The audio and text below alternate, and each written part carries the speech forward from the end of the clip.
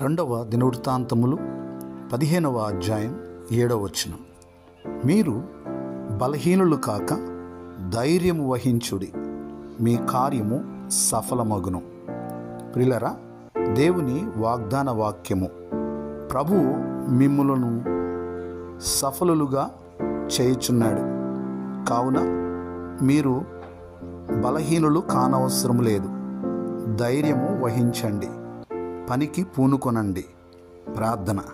పరిశుద్ధుడు అయిన మా యేసయ్య, మీకు వందనాలు, స్తోత్రాలు.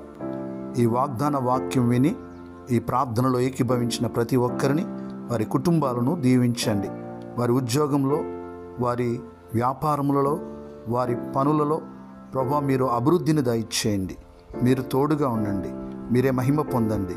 ఈ దినమంతా మీ సన్నిధి తోడుగా ఉంచండి.